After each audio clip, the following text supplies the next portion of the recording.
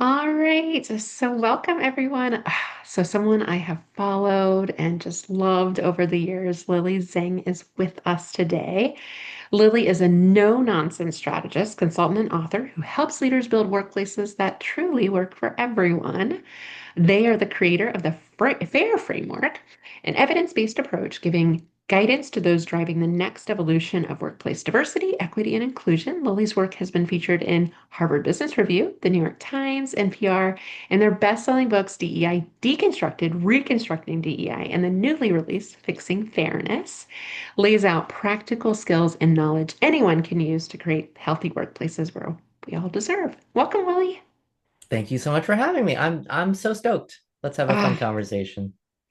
yes, yes. I appreciate fun is my word of the year because last year was not so fun. So I feel like you'll need No, to it take was a not. collective look.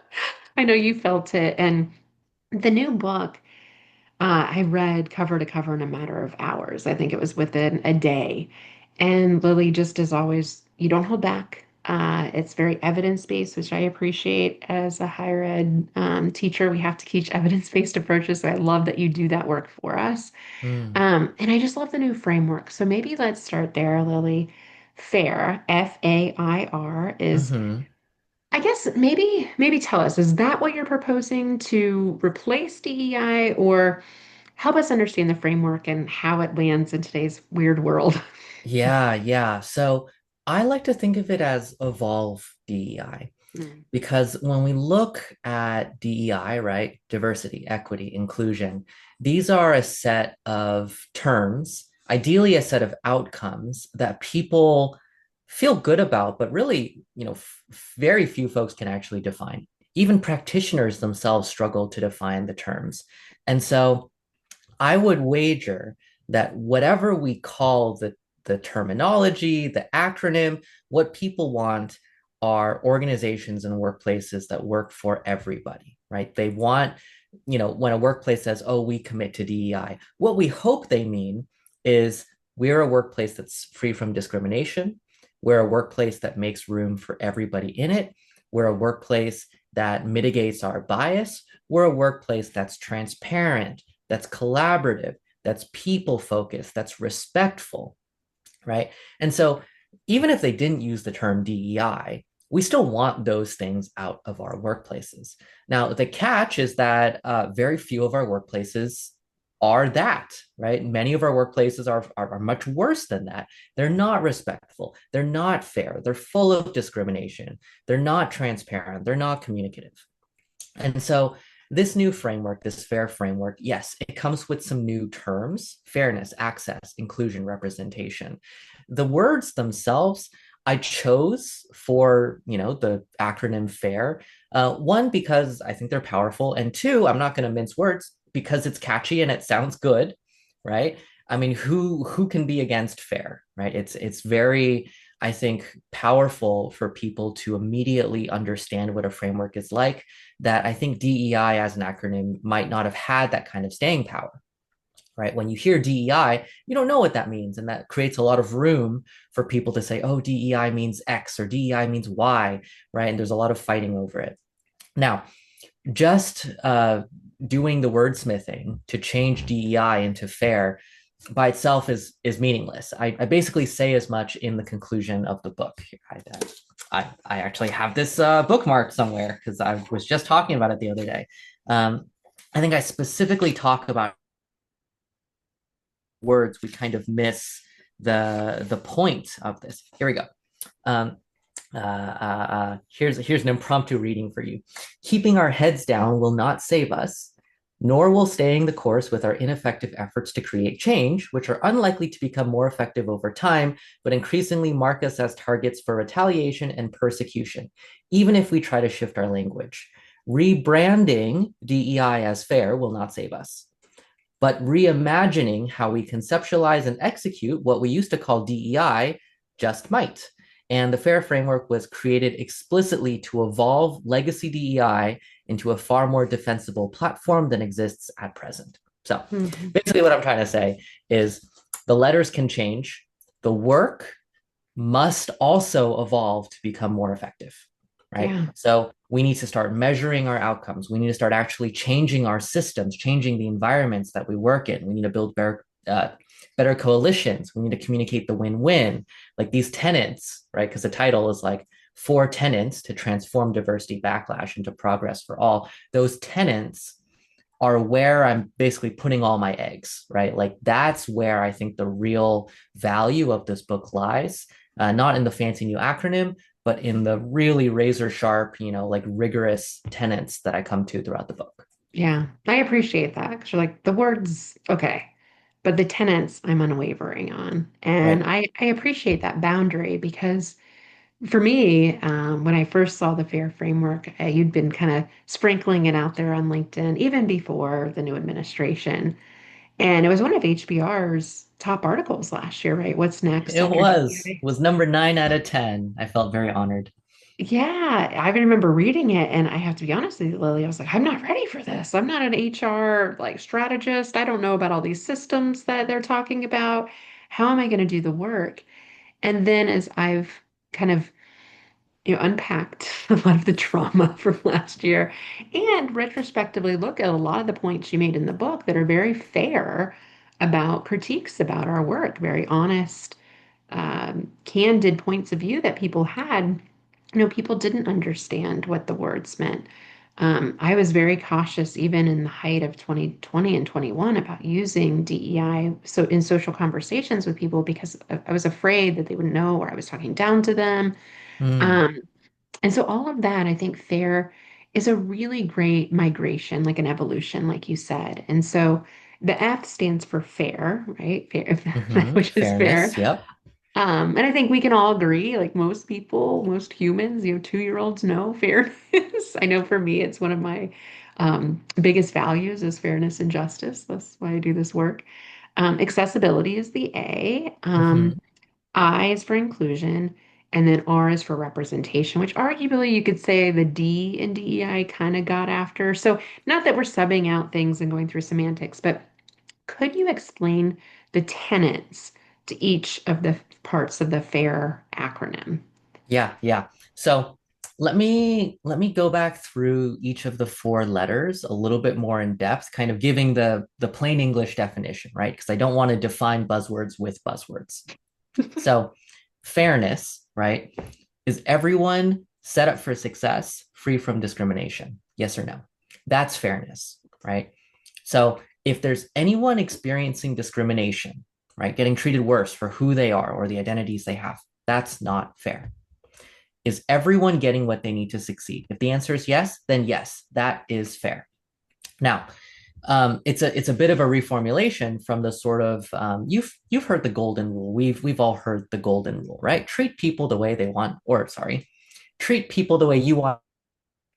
It's this idea that like, oh, if we're just kind to everyone, we'll make the world a better place. Now, after kindergarten, you start learning, it's not enough to meet the messiness of the world. So, we teach kids oftentimes the platinum rule: treat people the way they want to be treated, which is a really big shift, right? It's saying like everyone's needs are different. Everyone has different circumstances. Everyone has different situations. What doesn't change is that we all deserve the same high quality of experience, even if our needs are different. If we can meet everyone's needs, we can make a world that works for all of us. And that's fairness, right? We want everyone to succeed. We want everyone to succeed free from discrimination. So the next word, it's not just accessibility, actually, it's access, because accessibility starts Thank from this you. place of, disability justice. It's really, really powerful. And oftentimes, those of us who are not yet disabled, because most of us will end up disabled at some point in our life, those of us who are not yet disabled can sometimes trick ourselves into thinking, well, accessibility isn't for me. I don't care about it. I don't need to care about it yet. And I think it's a big shortcoming because ultimately what accessibility and what this term that I use in the book access, right, means is creating environments where everyone can fully participate.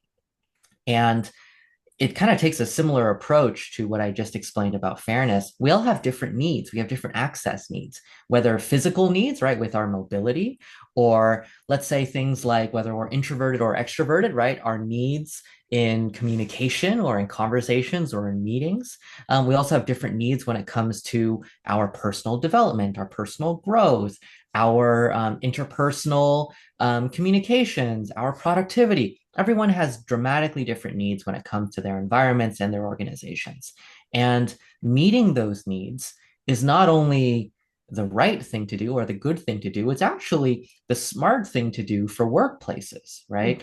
When we design for the people at the margins, the people with the worst experiences, we actually benefit everybody. And in the book, I talk a lot about this curb cut effect, right? The idea that I love when that. I love that when case study. curbs slope down, right? Like, I mean, that was one of the big, huge breakthroughs of the Americans with Disabilities Act.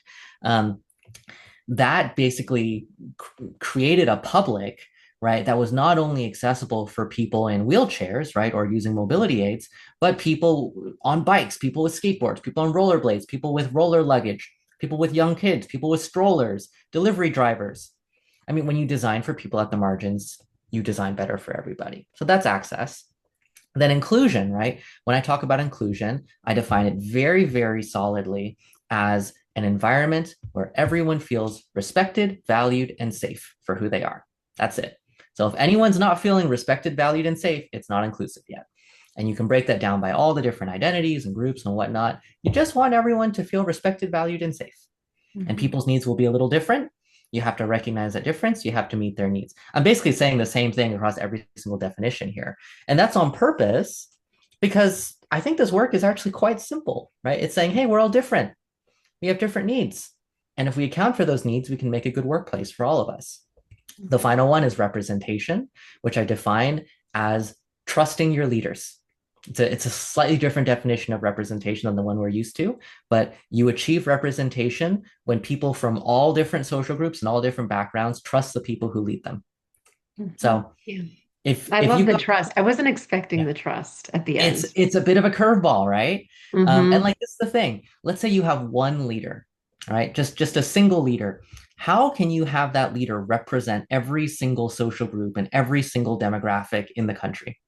That is like physically, existentially impossible, right? You And cannot have a leader be every gender, every race, every sexuality. Like that's not how it works. Um, and I think there's been a huge shortcoming in how we've talked about representation, just as a set of box checking, yeah. right? As saying like, do you have a woman? Do you have a black person? Do you have a disabled person? Do you have an LGBT person? And so I kind Yep. of feel like it's, I don't know, like Thanos collecting the Infinity Stones, right? Like it's like have you checked it off enough boxes for your tokenism, right? To appease, the social justice folks. Like it's completely Hmm. backwards. We need to be asking instead, regardless of who you have on your leadership team, you should try to, diversify your leadership team. That's important. But regardless of who's currently there, does everybody trust them?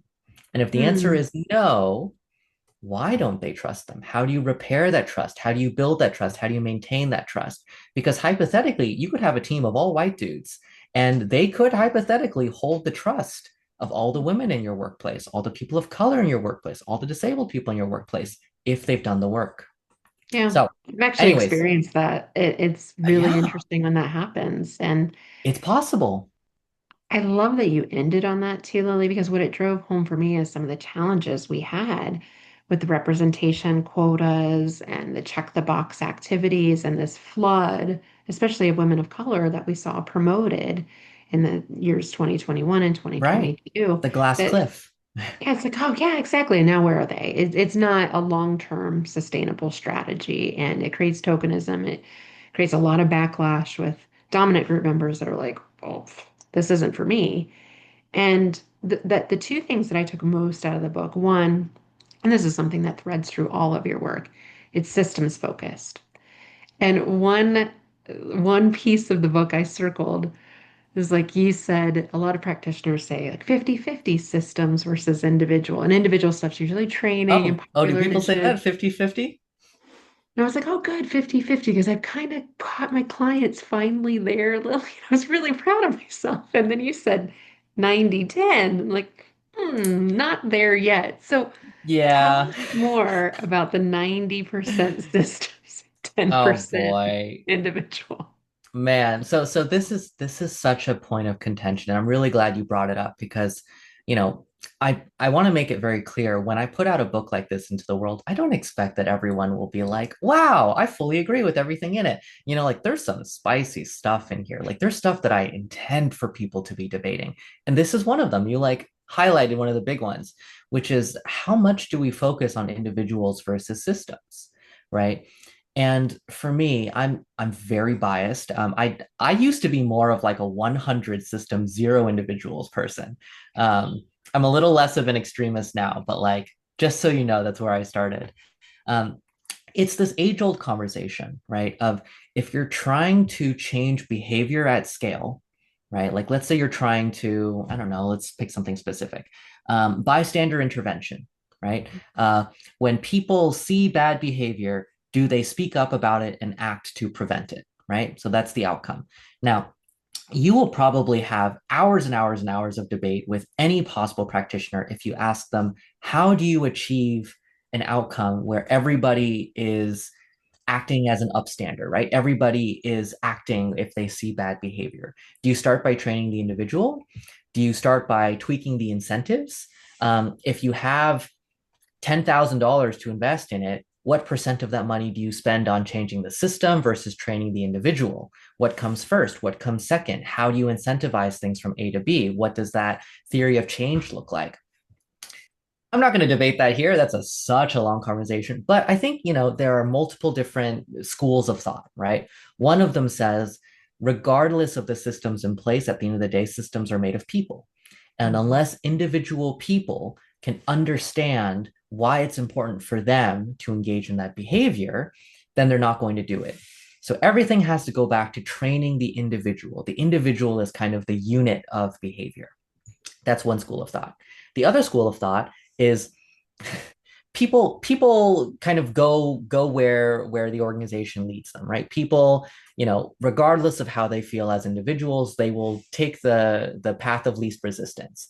And so you just incentivize the behavior you see by making it easier to act in the way that you want them to and harder to act in the opposite of that way.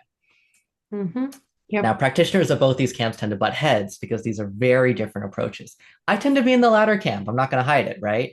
For me, I'm like, if I had $10,000, yeah, I'd invest maybe $100 into training, but everything else is going into creating that system, to creating the incentives, to creating the culture, creating the norms, right? And training is a means to an end, but training alone isn't going to solve anything. No, That's my personal no. perspective on it. Yeah.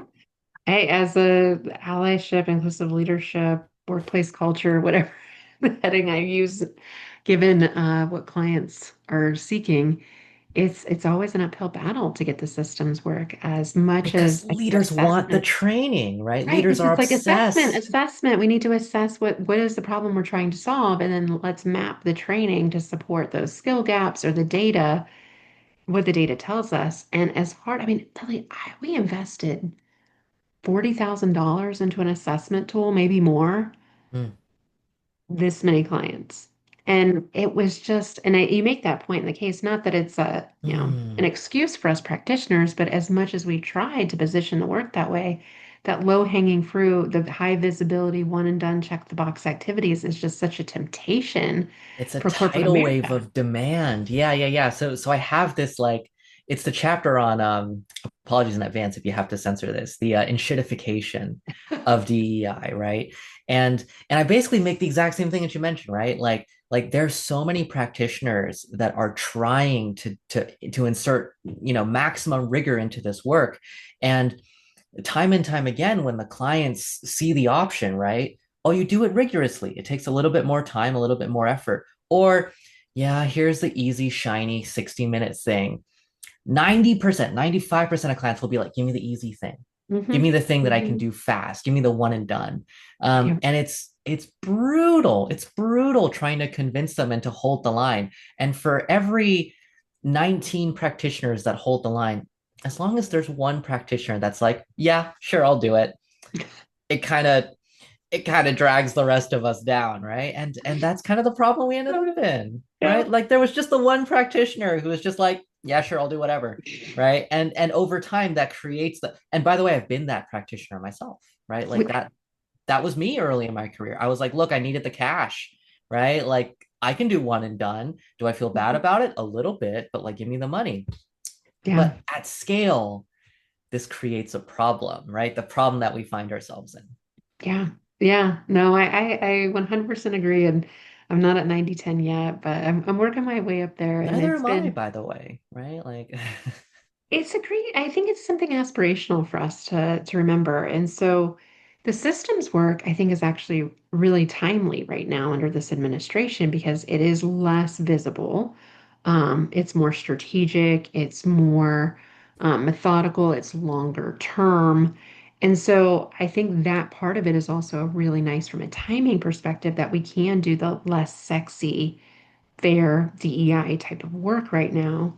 And I know, Lily, you're not one for do and don'ts lists or like a laundry list of things that are systems related, but I did find a passage on one of the pages of the oh, book hit that me with I it. tabbed.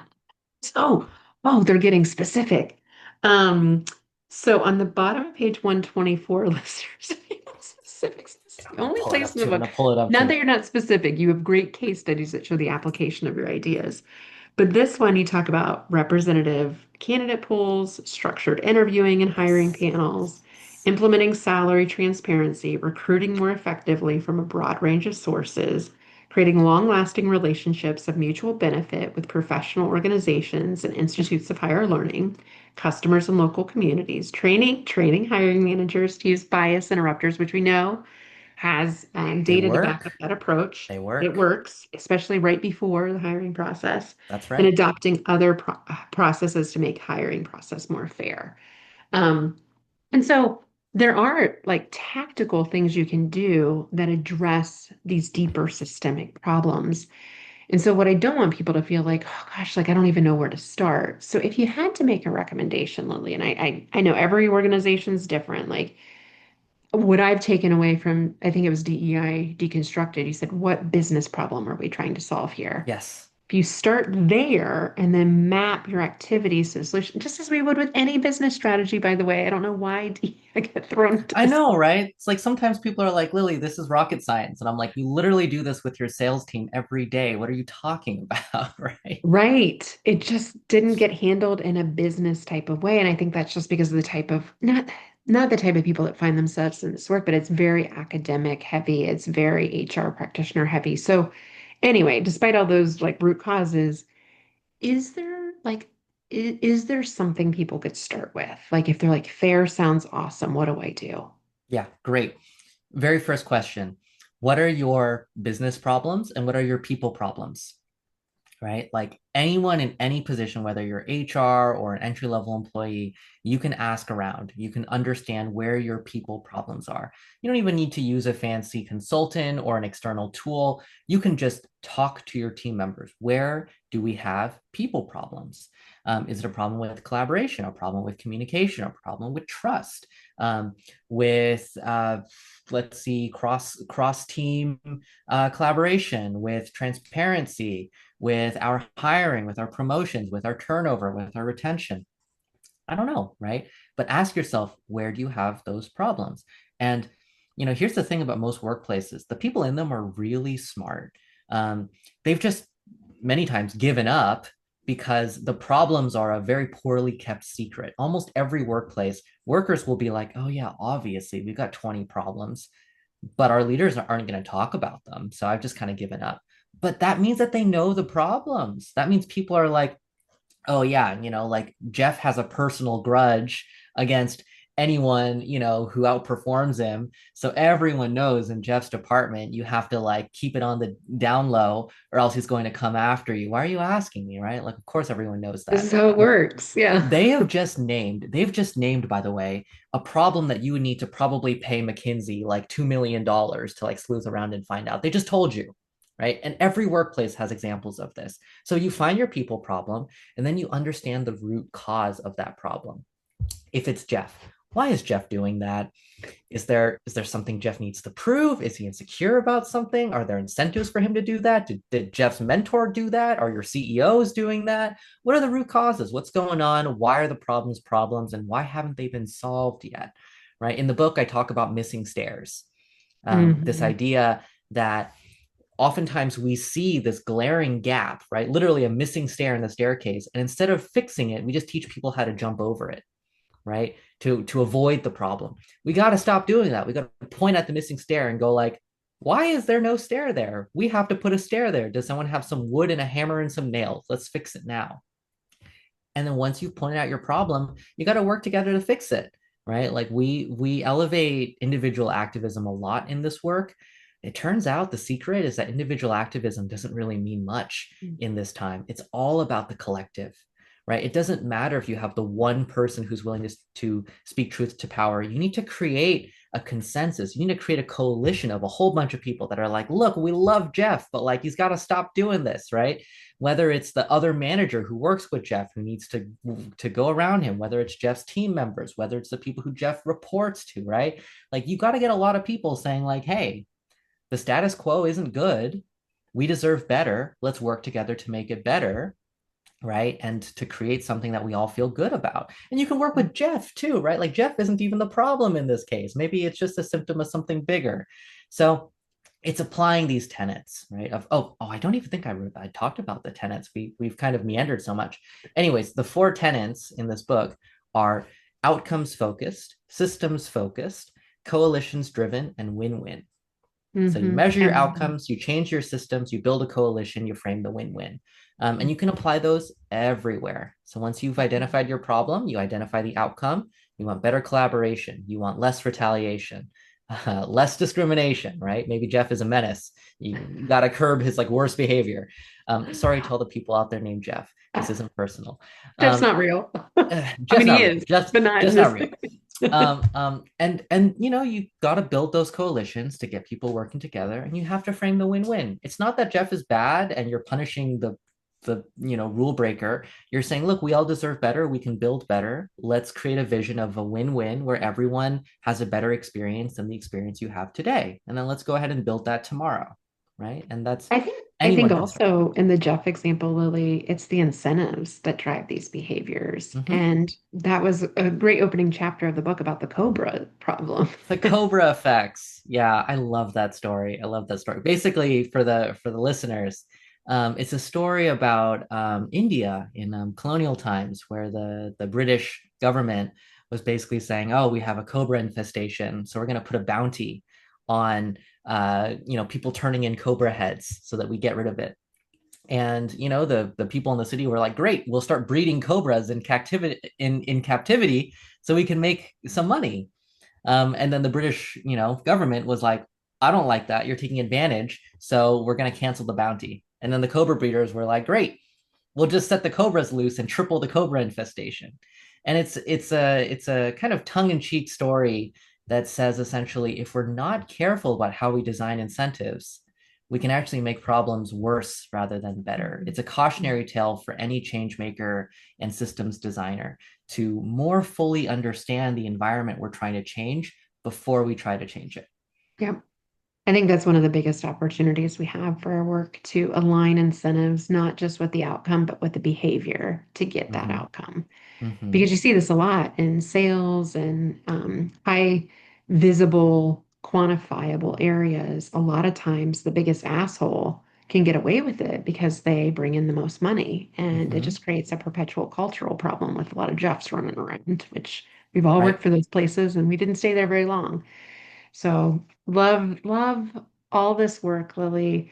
Thank you for continuing to show up and just breathe more life into this. I know I told you this, but I was really like nervous to read the book. Like I'm doing it all wrong. I know I'm going to hear this. Like I'm doing everything wrong. And Oh, Julie. I know that's never your intention, right? I think that's just part of being very a pragmatic, forward thinker, that you're so far ahead of a lot of us that are catching up. And I think that's the visionary coming out, which you see things before we see it. And so I hope my hope is, listeners, anybody in your organization that supports people and has people problems, please, please get your hands on this book. Not only is it practical to solve people problems in a fair, very outcomes-based way, in a systemic way that's going to be much more sustainable long term. But it's just the right thing to do. I mean, that when I go back to this work, it's always just so obvious that this is just the right thing to do for humans. If you care Mm, about humans, this is what you do. But of course, the world has made it much more complicated than that. So yes. tell our listeners, like, one, anything I missed, and two, like, where to follow your work. Yeah, well, I just want to get in one last thought because something you mentioned really jogged my memory, which is that a lot of folks right now are in that space where every day they're doing the kind of individual focused, individual learning work, right? And, to folks in that position, I think this book will be very challenging, like you mentioned, right? I mean, you were nervous reading it.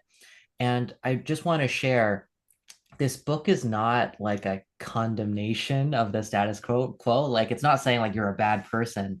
But I think there's a lot in here that shows a roadmap on how we can make our work more rigorous. And so even if you are doing the kind of, like I kind of rip a little bit in the book, like one-off unconscious bias trainings, right? It's everyone's favorite punching bag. If you're someone doing one-off unconscious bias trainings and you're not planning on changing that part of your business model anytime soon, you can still apply the FAIR framework to doing Mhm. this work, right? Um, but that will require that you challenge yourself to be as rigorous as possible to say, what am I trying to change through my training? Can I, at the very least, do a pre and post measurement? What does success look like? Can I do longitudinal measurement? Can I reach back out to my clients 6 months down the line and to see what changed? And then here's the kicker. If you collect data that shows that your workshop is not working, what are you going to do about it? Are you going to change the way you train? Are you going to change how you design that workshop experience?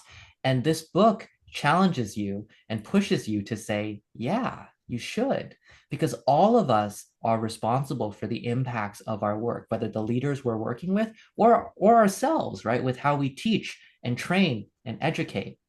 And so I want you to see this book, not just as some like lofty set of aspirations and ideals, but as like a loving kick in the pants, as saying like, is my work the best it can be? Am I designing this work? Am I doing this work in a way that creates the most change for the people I'm fighting for? Right? Am I Mhm. mitigating the possibility of backlash? Am I actually changing their day to day? Right? No excuses. You're not allowed to say, like, oh, I'm just a little practitioner. It's just 60 minutes. I can't do anything. No, you can do something. So find that impact, be brave enough to take ownership of a little more than just your 60-minute training and put that into practice with how you communicate about your work, how you set expectations with the leaders you work with, and how you design your own initiatives, right? Like you can do something about it. And hopefully, if all of us do that together, we can move our industry towards this evolution of greater accountability and greater change for the people who we're fighting on behalf of. So, Lily, one quick thing yeah, I did, we did put in the pre and post knowledge check, woof, let's go. as a result of DEI Deconstructed a few years ago. And not only is it a pretty simple ad, but two, it shows real value to your client. Like that's one of the It talking sure points that I have is does. like, here's the ROI of that workshop. We went from an average of a 3 to a 7, and we usually get a 30% lift at least in knowledge. What's that worth to your organization? How are you going to operationalize that? Here are some reminders on things to thread through so it's not just the 60-minute session that it lives on. So these are actually very practical recommendations. So I agree with you. Don't feel like this is super daunting, overwhelming. These are interventions we can all do. Yes. And the final thing, where to find the work, right? You can buy this book anywhere books are sold. It just came out in mid-January, so I'm really excited. You can find it on Amazon, Barnes and Noble, Bookshop, IndieBound, Indigo, pretty much anywhere. So, check it out. Check out your local bookstore. And yeah, you can find more of my work on LinkedIn or on my website, lilyzhang.co. Yeah, and if you look up the book, you'll probably find a lot of news about it. There's a lot of excerpts floating around now. So if you'd like to read a couple chapters of the book, you can now do that to see if it's right for you and your workplace. And if it is, it's a great thing to bring to your book club or your employee resource group or leadership retreat. So don't hesitate to think of the book for those kinds of settings. Oh, it needs a discussion. I need more discussion about it. So this has been very therapeutic for me. Thank you, Lily, for all you do. Yeah, thanks for having me.